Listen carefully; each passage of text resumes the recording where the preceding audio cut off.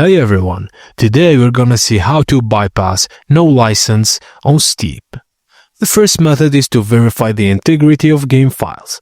Launch Steam and click on the Library tab.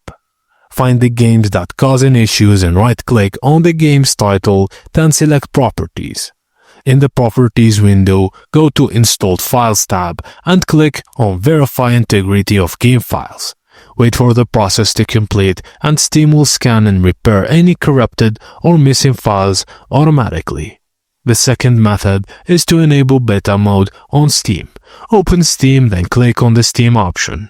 Select Settings and in the Settings window, select Interface from the left-hand panel.